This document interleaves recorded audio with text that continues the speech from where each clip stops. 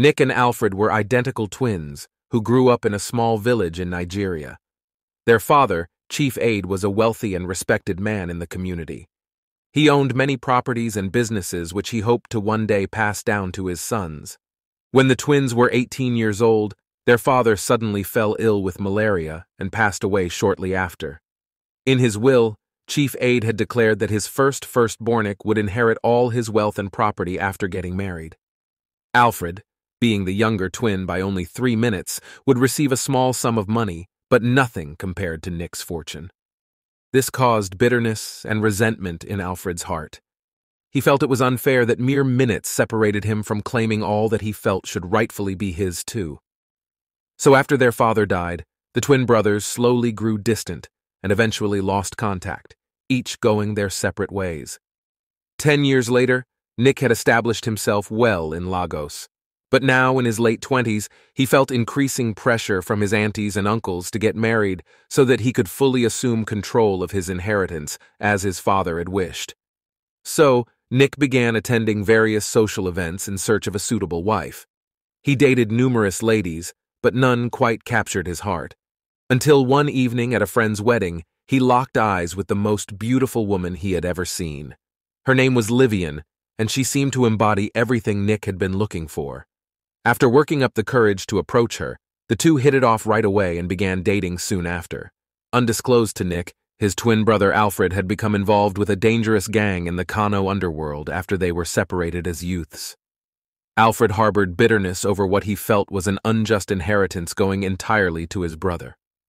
So he hatched a scheme for revenge and riches. Alfred tracked down a beautiful woman named Livian, who had a reputation for seducing wealthy men to get access to their money. He proposed his plot to have Livian pretend to fall in love with Nick. She would marry him under false pretenses, then help Alfred steal Nick's inheritance right out from under him. Lured by the promise of a big cut of the riches, Livian gladly agreed. She located Nick in Lagos and orchestrated a chance meeting at a friend's wedding.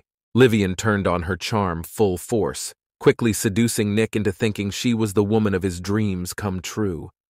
In reality, she cared nothing for the kind-hearted and saw him only as a means to swindle his father's fortune.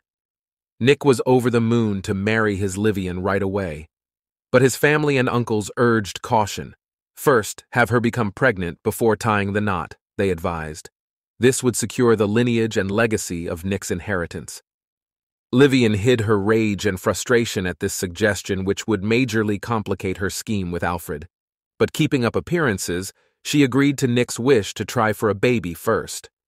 Meanwhile, behind his back, she secretly met with Alfred to rework their plan. Livian was cunning and ruthless. She continued pretending to be madly in love with Nick while secretly plotting with Alfred on how to rob Nick of everything. "We must make Nick believe the baby is his," said Alfred. "That way, when you two get married, no one will question your rights and access to the inheritance." Livian agreed it was a good plan.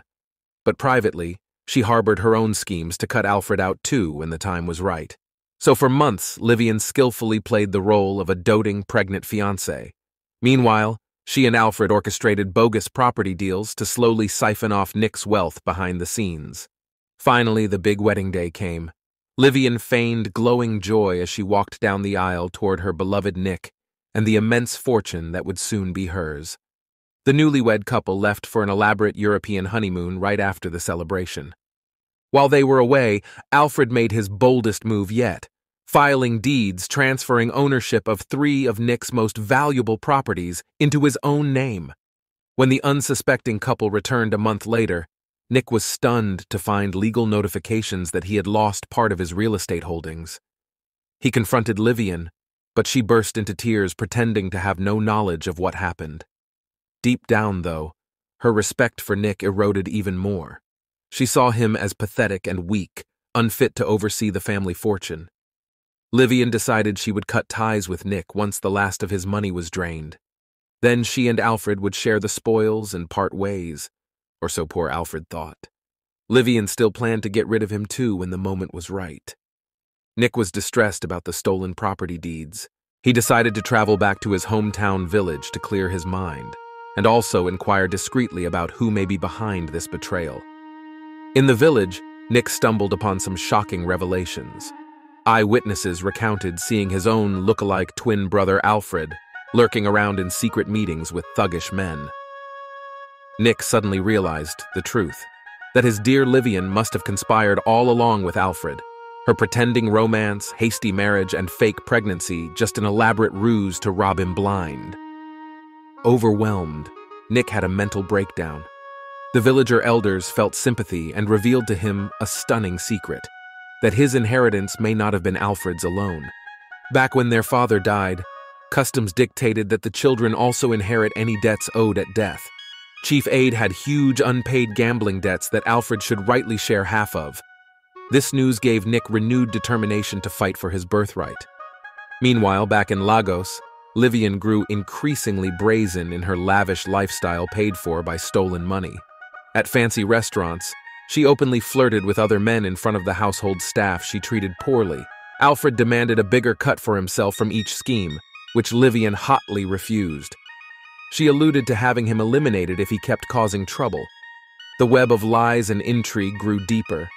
Soon, both brothers independently figured out that Livian had been playing them and probably planned to cheat them both this whole time for her own selfish gain above all else. Nick returned to Lagos to confront Livian and Alfred. Enraged by their betrayal, a violent fight broke out where Nick nearly strangled Alfred. The commotion alerted the police nearby. Livian realized her schemes could land her in jail, so she tried escaping out the back door. But Nick caught her dressing in disguise, obviously carrying bags loaded with cash and jewelry. "You deceitful snake!" Nick shouted. "I loved you and was to make you the mother of my children." Livian sneered, saying she never cared about Nick, only about grabbing his millions, which she had almost succeeded at, if not for his meddlesome emotions. She hurled insults at both brothers for being so stupidly trusting. Just then, the police arrived to arrest Livian along with Alfred as her known accomplice. At long last, the truth emerged before a courtroom how Livian cunningly orchestrated an elaborate ruse playing on the twin brothers' strained relationship and inheritance resentments. Along with Alfred, she was sentenced to years in prison for fraud, theft, and forgery.